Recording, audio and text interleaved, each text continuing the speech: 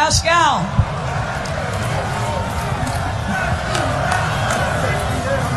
Siakam, a man who a year ago, we've talked about this, you couldn't stay on the floor, and yet in the games that mattered, game 1 and game 6, you were sensational. So how do you grow that much in such a short period of time, and what's it been like celebrating this with these men? Oh man, it's been an unbelievable experience for me, just learning every single day from these guys, and you know, this is my first rodeo, you know, being at this stage, and every single day, every single game in the playoffs, I keep getting better, I keep learning, I keep improving. It's just great, man. Amazing for Cameroon, you see the flag, and you know, Africa in general, to be here and be able to celebrate with these guys, amazing. Congratulations. La radio qui vous parle de NBA, c'est Radio Off Basket. Basketball, c'est mieux à la radio.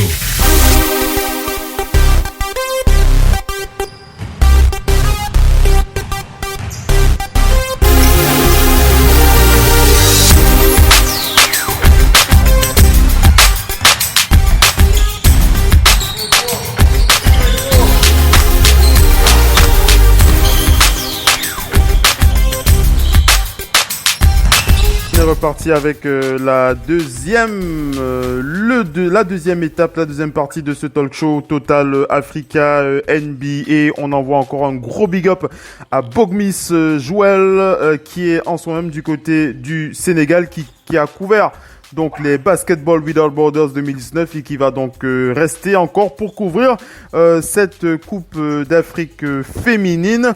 On l'écoutera encore, hein, Bogmis Joël qui sera avec nous pour les prochaines éditions sur le parquet de la Radio Off. Alors on va enchaîner avec cette deuxième partie.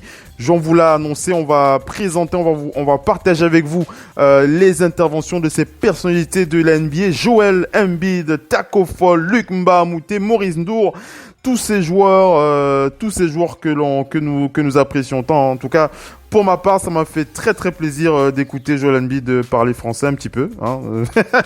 Joel Embiid, on n'a pas souvent l'occasion d'entendre Joel Embiid parler français. Donc quand j'ai cette occasion-là, moi ça me fait vachement sourire et ça me fait vachement plaisir. Après, dans la partie news, on va parler aussi de Pascal Siakam, hein, le champion NBA MIP 2019, qui est en soi même du côté de Douala. On l'a aperçu.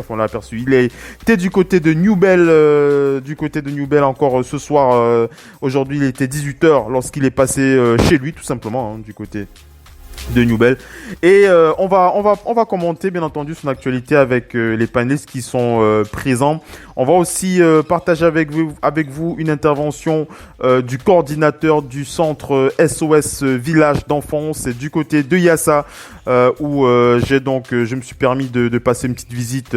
C'était samedi. J'y suis allé pour rencontrer le coordinateur de ce centre. Pourquoi je vous parle de ce centre? Tout simplement parce que Pascal Siakam, dans son programme, il est prévu qu'il passe mardi, dans la matinée. Il va passer de ce côté-là pour rendre visite aux enfants dans le cadre de son action sociale pour les enfants qui vont jouer, qui vont lui approcher, qui vont discuter avec lui, passer du temps et tout ça. Donc on sera là pour couvrir l'événement. Mais je m'étais donc rendu samedi pour discuter un petit peu avec le coordinateur de ce centre. Vous allez aussi l'écouter dans ce talk show, dans ce podcast. Deuxième partie Total Africa NBA. Je vais d'abord présenter les panélistes qui sont présents ce soir. On va commencer par Missy du côté de Paris. Bonsoir Missy, comment vas-tu pour Total Africa NBA? Bonsoir.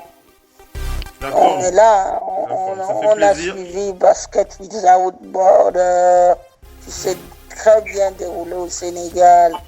De nombreux anciens campeurs étaient présents, les officiels de la NBA, tous ces gens-là. C'est pour dire à la jeunesse africaine qu'ils sont là, mais le gros du travail, c'est la jeunesse qui doit faire.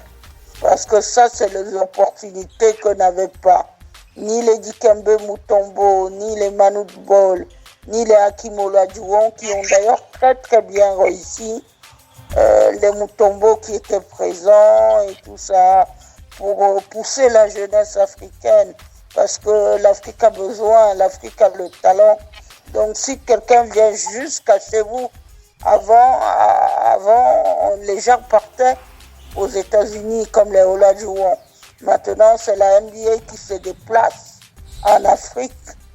Et donc, ne dormez pas, je dis à la jeunesse, ne dormez pas. Allez voir ces gens-là. Accrochez-vous pour profiter de toutes ces occasions. Des camps de basket avec des anciens joueurs NBA, il y en a partout. Evan Fournier a fait le sien là en France. Il y en a gauche à droite, en Afrique, partout, les gens font. Donc, mettez-vous dans les bons plans et il faut tirer son épingle du jeu, voilà. Voilà. Merci, Missy. On va écouter aussi Mopo, qui est du côté du Delaware aux États-Unis en ce moment. Mopo, merci d'être connecté avec nous pour cette deuxième partie Total Africa NBA. Comment vas-tu en ce dimanche? Il a mal au cœur, dis donc. Il n'est pas au 235. Vas-y, explique aux auditeurs pourquoi tu as mal au cœur. Le cœur chauffe, ça pique.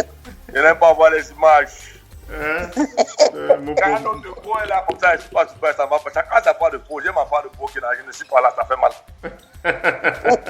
En tout cas, on est très heureux de te savoir connecté avec nous, Mopo. Vas-y, Missy, tu disais quoi? Non, je dis il est souvent là-bas et puis il est régulièrement au Cameroun, pour profiter de la jeunesse, de son expérience, de sa bonne connaissance du basket et de tout ça. Donc c'est bon à dire parce que... Et justement, on espère, comme Phil le disait tantôt dans le programme, on espère maintenant ceux vont, mais ils vont voir les MIP sur place, le champion NBA. J'espère qu'ils vont pouvoir comprendre aussi que c'est pas facile, que c'est tout le monde, il est permis à tout le monde de rêver, en fait, n'est-ce pas? Mais le rêve a beaucoup de sacrifices à faire parce qu'en fait, quand je dis à tous les enfants que je rencontre dans les centres de basket, quand je me déplace généralement là, c'est-à-dire souvent j'ai fait les visites inopinées, juste je me retourne dans je précise ceci. Il faut toujours rêver, mais rêver avec la tête sur les épaules parce que beaucoup rêvent dans le film. Et il y a ceux qui se font arnaquer en Afrique, il ne faut pas le mentir, parce que je pense qu'un jour après une émission avec Phil là, parce qu'il y a beaucoup de jeunes que j'ai l'impression, quand ils entendent voyage, ils voient les choses à la télévision. Ah non, vous... Un peu, non? Oui, on a une émission de travail c'est vraiment important. C'est vrai que le jour a fait l'émission, on va beaucoup débattre comment nous faire, mais c'est la réalité, en fait. Parce qu'il y a beaucoup de personnes qui rêvent, mais qui ne rêvent pas dans le bon sens. Un peu, non? Parce qu'il y a une certaine série d'actions qu'il faut faire pour accéder au calice final. Et vous voyez aujourd'hui, quand tu fais avec humilité, tu suis les mots de tes parents, tu peux rester droit et devenir pro et bien essayer d'accomplir ton rêve, tu vois un peu tout, non? Et aujourd'hui, je pense que Pascal, c'est la consécration de ça, en fait. Tu vois un peu, le rêve accompli venant de nulle part. Venant de nulle part où il n'avait pas un destin final d'être un sportif qui pourrait être un séminariste ou un prêtre ou aujourd'hui, mais qui est devenu MIP champion NBA. Ouais, un peu, non? Mais avec les aptitudes de très bons sportifs. Ouais, un peu, non? C'est un peu ça. Mais tout ça, ce travail, la semaine dernière, on le voit encore avec une nageuse qui s'appelle Manielle Simons. Les 2 premières courses, elle termine deuxième. Les 4 dernières courses qu'elle a fait, elle a gagné 4 médailles d'or. Ça ne doit rien au hasard. C'est son travail qui est là depuis toujours. Et puis maintenant, il faut dire aux gens que Hakeem Olajuwon a très bien réussi dans la NBA parce qu'il est resté un étudiant du jeu éternellement. Chaque été, on voyait Hakeem Olajuwon. Chaque fois il revenait, il a un move supplémentaire. C'est pas parce que vous entrerez à la NBA que vous allez l'agresser. Voilà. Allez les amis, on va passer au contenu tant attendu. Je sais que les auditeurs, excusez-moi, les auditeurs qui sont en attente de la diffusion de ce contenu avec ces personnalités de la NBA qui se sont donc exprimées cette semaine au micro de Bogmis Joël du côté du Sénégal, Taco Fall, Luc Mbamouté, Joël Embiid. On va commencer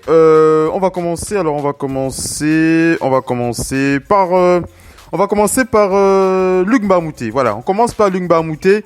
On diffuse l'interview du Camerounais Luc Mbamouté qui parle de qui partage donc avec les auditeurs qui parle de son actualité NBA et son actualité aussi du côté du basketball without border. Écoutez-le attentivement. Ça va vous permettre de comprendre beaucoup de choses sur ce qui se dit sur le joueur et aussi sur ce qui ne se dit pas. Voilà. on va être clair sur ces éléments. Restez bien connectés à tout de suite. Missy, rapidement, qu'est-ce que tu veux dire? Juste une petite précision. Luc Mbamute était lui aussi campeur il y a 16 ans de ça. Donc, félicitations pour tout ce parcours. Allez les amis, on va écouter Luc Mbamute. Restez bien connectés. À tout de suite.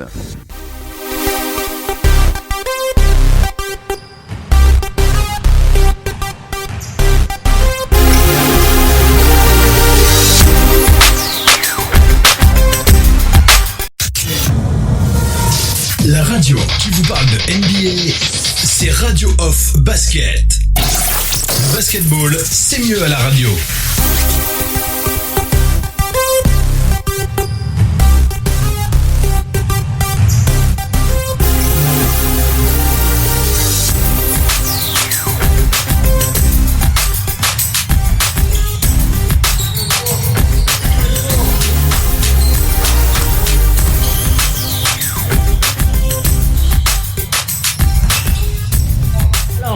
Je vais commencer par la question que tout le monde a sur les lèvres au Cameroun.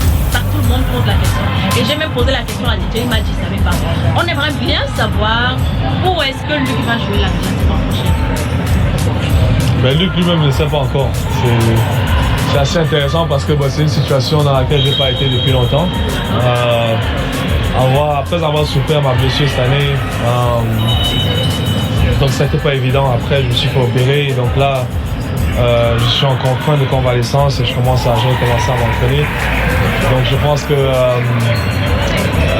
d'ici quelques temps je saurai, mais bon ça a un peu changé pour moi les choses au niveau des transferts cette année.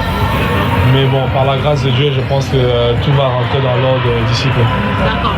Et maintenant, on aimerait également savoir autre chose. La saison qui s'est écoulée, vous n'avez pas beaucoup joué parce que vous étiez fait mal. Et une saison qui s'est plutôt bien clôturée pour les Camerounais, notamment Pascal Siakam, qui est l'un de vos poulains. Alors, quel était votre sentiment lorsque vous avez vu ce jeune-là, qui est passé par votre camp, terminer champion NBA? C'est fierté, hein. Fierté pour moi, déjà en tant qu'Africain, Camerounais, de voir un Africain arriver à ce niveau et gagner le titre. Mais non pas seulement gagner le titre, être un joueur clé et être un joueur important de l'équipe. Et je pense que Pascal, ce qu'il a fait au niveau des 2-3 dernières années, sa progression, c'est impressionnant. C'est impressionnant et c'est encourageant pour nous qui avons vu ces jeunes très, très jeunes dans leur carrière, qui les avons vus encore amateurs, voire novices dans le basket. De voir ce qu'ils font aujourd'hui, c'est une fierté. Pour moi, c'est une belle chose. Le but maintenant, c'est de voir encore plus de jeunes comme ça, Camerounais pour de préférence, mais aussi Africains qui arrivent à s'hisser à ce niveau-là. Joël aussi a eu une très bonne saison. Et je pense que lui aussi continue à être une fierté pour le basketball camerounais et africain. Et pour nous qui avons eu la chance de côtoyer ces jeunes tôt, c'est beau de voir ça en fait. C'est des jeunes qu'on a vus, comme tous ces petits jeunes qu'on voit aujourd'hui, qu'on n'aurait jamais imaginé seraient arrivés à ce niveau. Et de les voir aujourd'hui comme ça, là, on peut qu'être ému en fait. C'est très beau.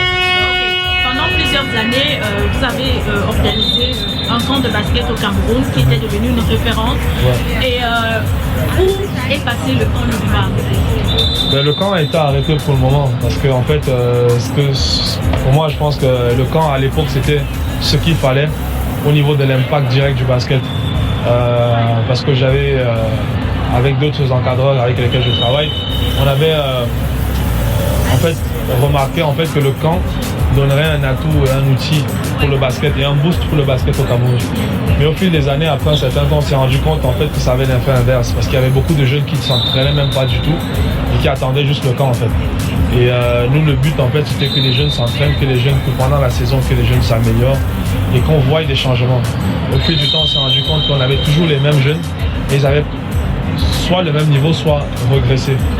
Et on s'est rendu compte qu'à la base, c'est le fait qu'il n'y a pas ils ne travaillaient pas en fait. Et c'est pas forcément la faute des jeunes, mais c'est plus la faute des infrastructures. Il n'y avait pas d'endroit où jouer. Les terrains à Yaoundé, par exemple, où j'ai grandi, il n'y a plus ces terrains. Les terrains sur lesquels nous on a joué, aujourd'hui c'est les constructions, tous ces terrains-là, il n'y a plus d'accès. Donc on a un peu changé le cap et on a décidé de se concentrer sur les infrastructures. Donc depuis l'année dernière, on a commencé à refaire des terrains de basket un peu partout dans le Cameroun. Yaoundé, Douala, Bafia, Bafoussam, un peu partout. Et on essaye d'aller un peu partout dans le Cameroun et d'essayer de refaire des terrains de basket juste pour que ces jeunes-là puissent, et d'autres qui sont un peu plus jeunes, commencer à jouer. En fait. Et je pense que si on a des jeunes qui recommencent à jouer, qui ont des espaces de jeu, ils peuvent jouer. Au fil des prochaines années, on va recommencer à avoir des bons talents et des perles. Et à ce moment-là, donc le camp aura son sens et le camp reprendra donc sa valeur. Mais pour le moment, je pense que le camp n'a plus vraiment sa valeur au niveau où le basketball camerounais se trouve pour moi. Le camp de la manière dont je le faisais. Mais je pense que les camps de basket sont toujours une bonne initiative. Donc voilà, s'il y a des camps qui sont pour le Cameroun, c'est très bien. Mais moi, personnellement, je pense que par rapport à ce que moi j'essayais d'obtenir pour les jeunes, pour le moment, le camp ne le fait plus. Donc c'est pour ça qu'on s'est concentré plus sur les infrastructures, et refaire des terrains de basket et développer ça. L'équipe nationale aujourd'hui, est-ce une histoire ancienne pour lui sur le champ de En fait, je ne sais même pas quoi répondre à cette question en fait, parce que c'est tellement complexe et perplexe, parce que c'est vrai que l'aventure avec l'équipe nationale, elle a été très belle quand elle a commencé. Je me rappelle en 2007 quand on est arrivé en finale en Angola, et de partir de là à aujourd'hui vous donner cette réponse-là, ça m'attriste un peu, mais bon, c'est les réalités, c'est ce qui se passe actuellement, malheureusement en fait. Étant donné tout le talent qu'on a, tout ce qu'on a comme potentiel, c'est dommage que notre équipe ne soit pas au niveau L. Sans vouloir pointer du doigt X ou Y, je pense que quelque part on a failli en tant que joueur, encadreur, responsable et tout le reste. Aujourd'hui, je pense que le plus important, c'est d'essayer de voir comment rectifier les choses pour plus tard. Après, le format aussi a été changé avec la nouvelle configuration. Il n'y a plus l'afro-basket. Ça demande beaucoup plus de voyages, beaucoup plus d'engagement, qui forcément de fois n'est pas souvent facile en tant que joueur NBA, parce que de fois ils jouent en février pendant la saison. Donc ça change un peu la donne, alors qu'avant il y avait l'afro-basket, on savait qu'après la saison pouvait venir. Donc toutes ces choses, il faut juste que voilà, qu'on trouve un moyen. Bon, j'ai pas dit encore mon dernier mot pour l'équipe nationale, mais bon, pour le moment, c'est un stand-by. Alors, à une certaine époque, Luc Mbamute avait l'intention de s'acquérir, du moins, des parts d'une certaine équipe en France. Mais le projet n'a pas bien marché parce qu'en fait, il avait pourtant très bien commencé. Et le but, c'était en fait d'avoir une espèce de tremplin pour les jeunes. Et parce qu'on s'était rendu compte en fait qu'il y avait beaucoup de jeunes qui n'obtenaient pas le visa pour aller aux États-Unis, ou qui n'avaient pas forcément, pour lesquels c'était pas forcément la meilleure option d'aller aux États-Unis. Et donc l'option d'aller dans un club ou un centre de formation en France, et c'est celle-là en fait qu'on a envisagé. Mais au bout de quelques années, malheureusement, on a eu des désagréments avec certains responsables du club, ce qui ont fait en sorte que voilà, qu'on se retire du projet parce que les accords sur lesquels on était partis n'étaient pas respectés. Donc voilà, ce projet-là a été malheureusement annulé. Je reste confiant que ce canal-là est toujours viable. Mais maintenant, aujourd'hui, il faudrait peut-être trouver un autre club ou une autre opportunité pour ces jeunes-là, parce que je pense que il faut absolument trouver une autre voie pour les jeunes, pour ceux qui ne partent pas aux États-Unis mais qui ont le potentiel de jouer et qui pourront peut-être jouer en Europe ou passer par l'Europe pour après arriver aux États-Unis. Donc on continue à travailler dessus, mais bon, malheureusement avec Besançon, ça ne s'est pas bien passé.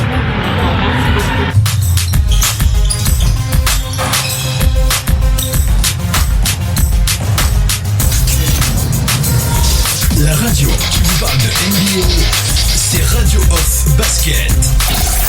Basketball, c'est mieux à la radio.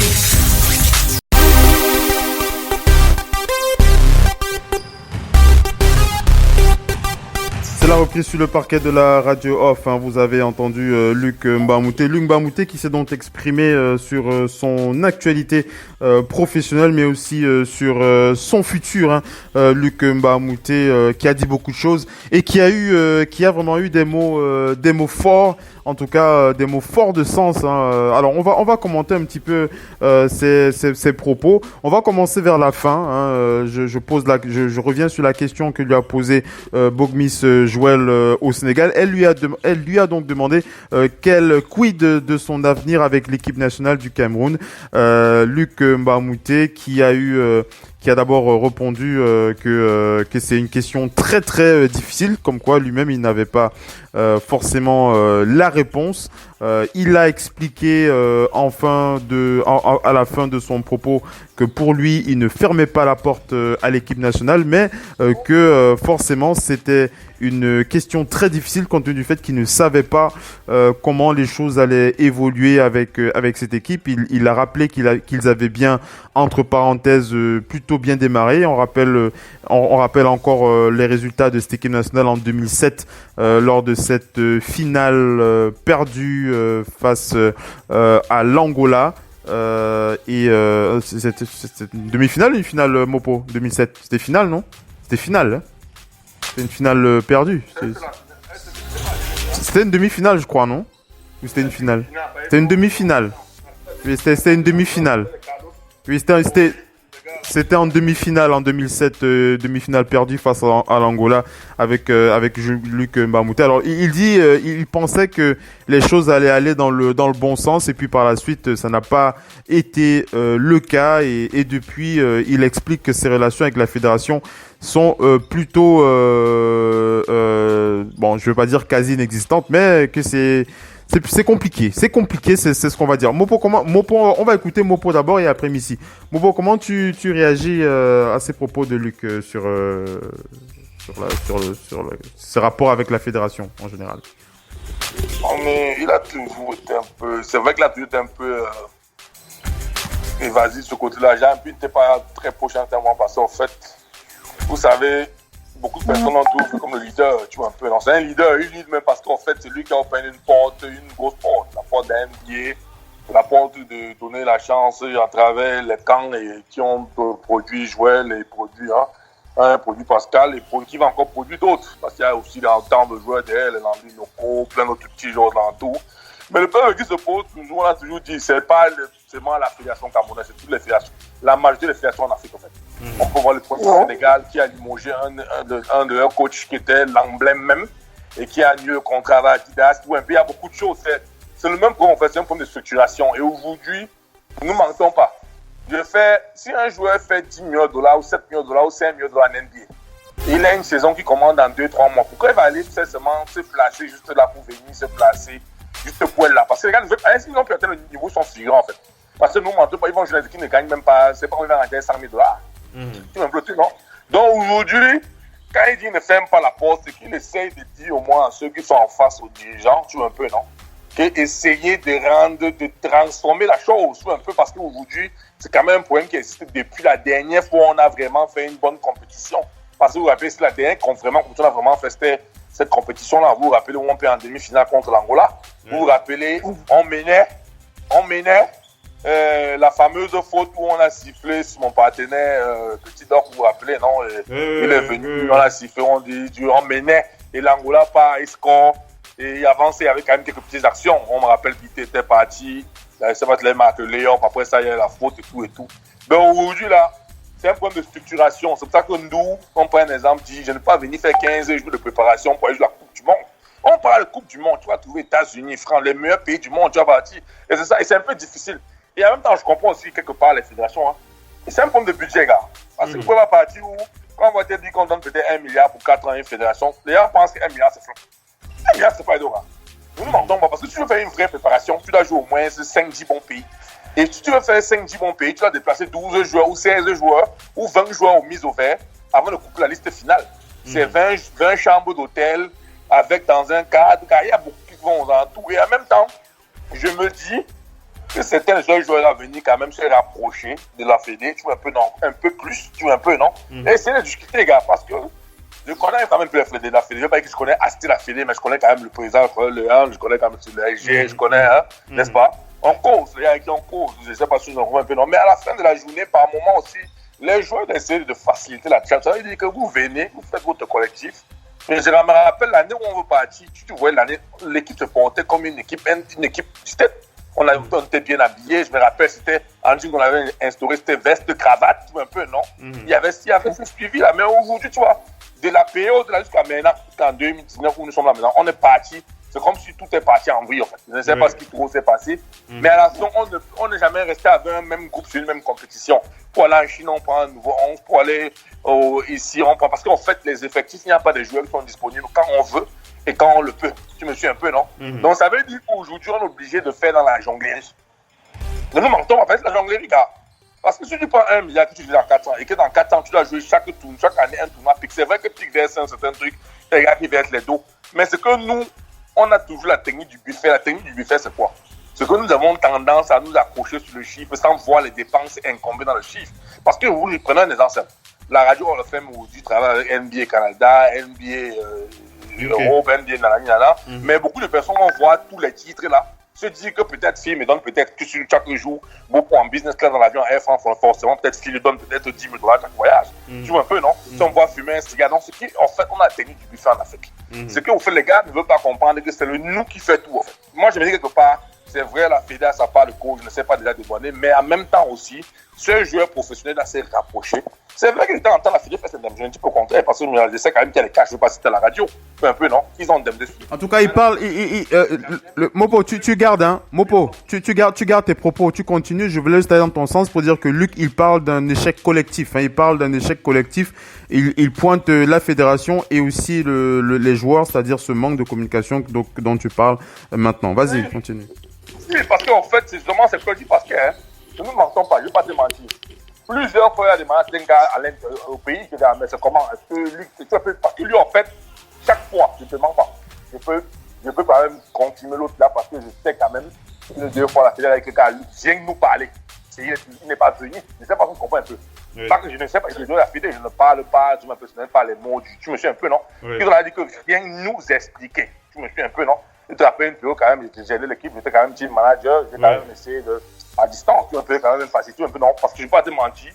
Ils ont quand même essayé de dire que viens nous parler, parce qu'aujourd'hui, il reste quand même une plaque, c'est une plaque qui manque du basket. Il a bring sa passe. Il n'est pas on va pas dire que c'est le meilleur joueur Cameroun de tous les temps, mais il reste la plaque tournante qui a donné une visibilité assez meilleure sur le basket, hein, sur le monde. Parce qu'aujourd'hui, maintenant, tu es fier de voir le drapeau Cameroun un peu partout. C'est vrai qu'on voit déjà, mais aujourd'hui, Luc, avec ses apports et ses contacts, ce qu'il a fait, il a donné cette visibilité totale. Mais aujourd'hui, si tu donnes la visibilité et que tu restes quand même encore derrière sans venir, tu l'as quand même. C'est vrai qu'il est quelqu'un de laid-back, qui n'aime pas trop, tout un peu, donc qui est en mission, il a sa part de mission personnelle. Mais, quelque part, tu dois prendre Etoro par le compte, tu viens t'asseoir devant la télé. Tu dis ce que tu as dit, un peu comme dernièrement, tu as vu Etoro est parti, il a lavé une histoire qu'il avait avec un coach là 10 ans. Il a dit ceci, ce que j'ai joué. Ce Côte d'Ivoire n'a jamais pu jouer. Tu me dis un peu, non? Aujourd'hui, je peux coacher ce Côte d'Ivoire pas faire ce que j'ai fait en tant que joueur, comme en tant que coach, je peux faire. C'est ça aujourd'hui, parce qu'aujourd'hui, être un leader, c'est prendre les taureaux par le crâne et ne pas se faire aimer par cette personne parce que tu as dit certaines choses. Je sais pas si on comprend un peu. C'est ça le leadership. Aujourd'hui, si on veut m'entrer légèrement un peu en politique, tu peux te rendre compte, ça fait 6 mois, l'un des leaders en prison depuis encore, mais tu vas te rendre, il a fait ça parce qu'en fait, il faut délivrer le peuple, pas pour être le président. Mais aujourd'hui, qu'est-ce que tu fais? C'est ça, comme il dit, échec collectif. Mais l'échec collectif, c'est bien, on accepte. Mais il est inadmissible que le Cameroun a eu tout le potentiel. On vient encore gérer sur les petits matchs pour dire que bon, on attend la Côte d'Ivoire de la gagner, le Nigeria gagne pour qu'on fasse la Coupe du Monde. Non. Avec tout ce qu'on a comme talent à tous les niveaux, NCA et lycée, tu me suis un peu, non, championnat professionnel. Le Cameroun devait être à toutes les compétitions, à toutes les compétitions, devait être le top 5 en Afrique. Je me suis un peu, non, top 5, top 3. Je te suis très bien. Oui, je te suis très bien, Mopo. On va enchaîner. On va. Ouais. Tu réunis et que tu donnes ton mot, je ne vois pas qui va venir discuter s'il donne son mot. Parce qu'aujourd'hui, on sait, quand on dit Luc, c'est un carnet ouvert, ça veut dire qu'il connaît tel scar, il connaît tel lycée. Parce qu'aujourd'hui, il a déjà ce nom, en fait. C'est un peu comme Eto'o-Fils. Aujourd'hui, quand il te dit que non, j'ai un enfant qui joue au fin fond de Gremenjuka, on va aller voir l'enfant parce qu'on sait que c'est Eto'o, on sait qu'il est fort, il est star, il a gagné Champions League, il a gagné ceci. Aujourd'hui, c'est Luc, on a vu, là, il va en NBA, il y a de là pour plus de 10 ans. On a vu ce qu'il a pu faire. On va enchaîner. Hein. On va enchaîner. Missy, Missy qui va réagir sur une autre question une autre question de Luc concernant son avenir NBA. Luc Mbamute qui a dit il a dit en rigolant que c'était bien la première fois que s'il arrivait ce genre de situation où il ne savait pas où il allait atterrir. Luc Mbamute qui a aussi à cœur d'être en bonne santé, au moins à plus de 95%, plus de 98%. En tout cas, c'est son objectif et voilà Luc qui attend encore. Mais il a dit son avenir n'est pas terminé en NBA. Missy, un commentaire rapidement avant qu'on enchaîne. Oui, non, ce qu'il faut dire, c'est que Luc Mbamute, c'est vraiment une référence du basket camerounais. C'est un joueur qui a été solide au niveau de la NBA. La NBA, c'est pas il suffit d'entrer, il suffit de durer. Et lui, il a très bien duré. Même en NCAA, il a fait de très belles choses. Quand vous avez comme coéquipier Russell Westbrook, Kevin Love, tous ces gens-là, c'était ses coéquipiers.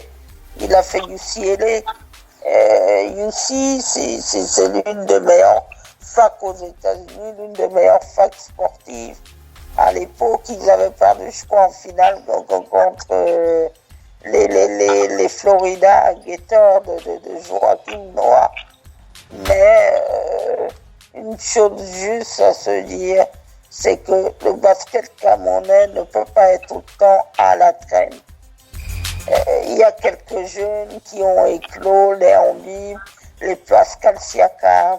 C'est des questions qu'il y a maintenant, tous les focus, basket without border et toutes ces choses-là.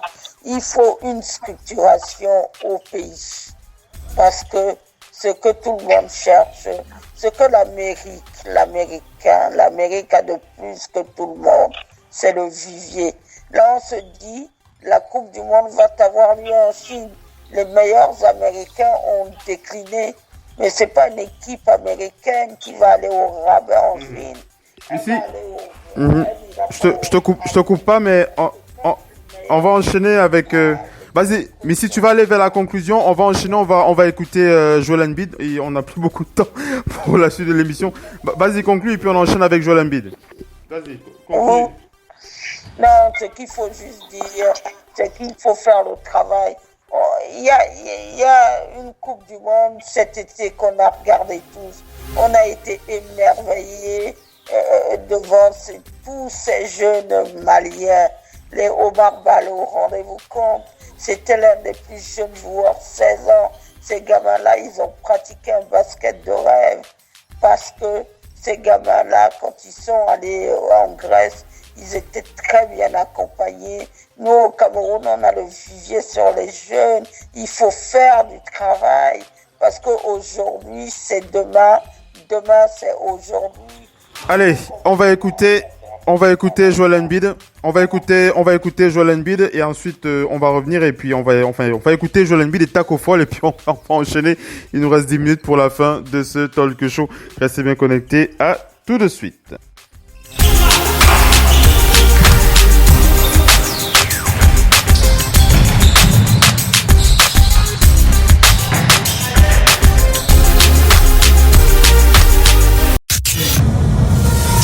La radio qui vous parle de NBA, c'est Radio Off Basket. Le basketball, c'est mieux à la radio.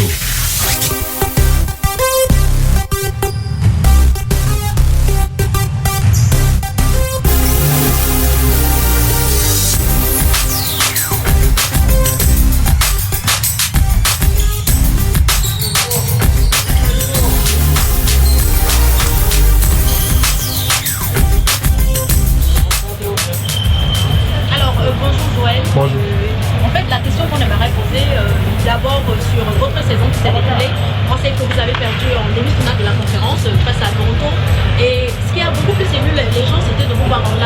C'était quoi? Vous pleurez pourquoi? Parce que vous avez été éliminé ou simplement parce que vous n'aviez pas pu arriver en finale ou du moins décrocher le titre de champion?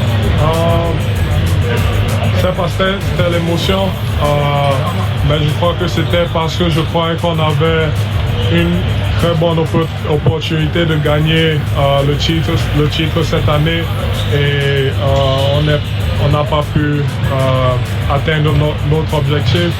Donc je crois que c'était pour ça que j'ai été ému. D'accord. Et puis notre compatriote Pascal Siakam, il a remporté le titre et on vous sait très copain. D'ailleurs, il y a eu un duel Douala contre Yaoundé. Alors qu'est-ce que ça vous a fait de voir votre frère, votre compatriote soulever le J'étais vraiment très content pour lui. Comme je l'ai dit, on est très proche. Donc pour voir notre Camerounais, le premier Camerounais à gagner un titre de NBA. Je voulais que c'était moi. On avait un peu, comme tu l'as dit, Yaoundé contre Douala. Mais j'étais vraiment très content pour lui. Et chaque fois, chaque match, je lui envoie un message pour continuer à l'encourager. Et puis c'était énorme ce qu'il a fait. Et puis Jimmy, dernière question s'il vous plaît. Jimmy Butler qui quitte les Sixers pour le Heat, est-ce que ce ne sera pas, comment je vais dire, ça n'aura pas un impact pour Philadelphie la saison qui vient? Il y a beaucoup de trucs qui ont changé cet été. On va le manquer, je vais le manquer beaucoup. Et il a fait beaucoup de choses pour nous aussi. Mais c'est une nouvelle saison. On a beaucoup de nouveaux joueurs, donc c'est là que je suis concentré. Et puis il faut commencer à s'entraîner et puis travailler il faut que je travaille les autres pour comprendre un peu comment jouer ensemble. C'est une autre année, c'est déjà passé, c'est une autre page. Vous êtes au Sénégal.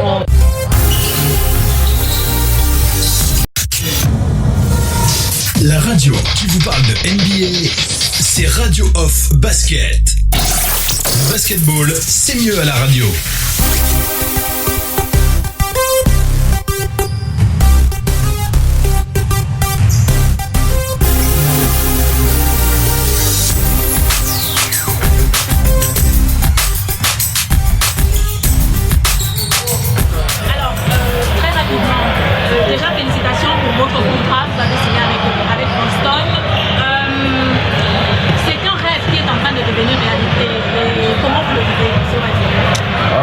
Comme vous avez dit, c'est un rêve qui est devenu réalité pour moi.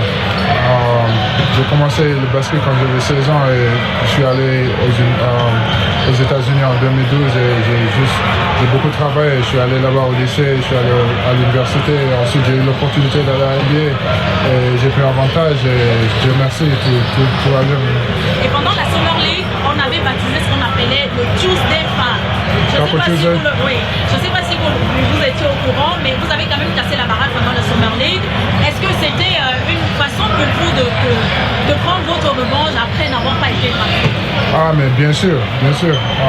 Comme vous avez dit, j'étais pas drafté. Alors moi, Summer League, c'était une opportunité d'aller là-bas pour montrer aux gens que je pouvais à NBA. C'est ce que j'ai fait. Je suis allé là-bas, j'ai bien travaillé, je vous ai montré que moi, j'appartiens. Et puis, c'est quoi un contrat type Exhibit 10? Parce que ça, je n'ai pas compris. Ok, je vais être avec en ce moment, je suis avec Boston et l'équipe va avoir 15 jours et il y a juste en ce moment, ils ont 14. Et alors, je vais essayer d'être le 15e. Après, c'est le 15. D'accord. Et puis, ça fait plusieurs années, on va dire bientôt 8 ans que vous avez quitté le Sénégal. Qu'est-ce que ça vous a fait de revenir au Sénégal après que vous soyez parti? Je ne peux même pas décrire. Ça fait longtemps que je n'ai pas vu ma famille. Ma maman elle était venue aux États-Unis, mais ma grand-mère, mes tantes, les enfants, maintenant tout le monde a grandi. C'était fou. Et donc vous avez vu là tout à l'heure des enfants qui se démarquaient sur le terrain. Qu'est-ce que vous pensez aujourd'hui de la jeune génération de basketteurs qui sont là tout le temps? Est-ce que vous pensez qu'ils auront la possibilité de suivre le pas comme vous aujourd'hui, vous le faites en NBA? Mais bien sûr. Maintenant on a beaucoup d'aide pour la NBA. Le basket ça continue à se développer en Afrique. Comme les années ça va se passer, ça va encore continuer à s'améliorer. Ces jeunes, ils doivent juste voir prendre l'opportunité et apprendre et continuer à se développer. D'accord, ok, merci beaucoup. Juste une dernière question. La radio qui vous parle de NBA, c'est Radio Off Basket. Le basketball, c'est mieux à la radio.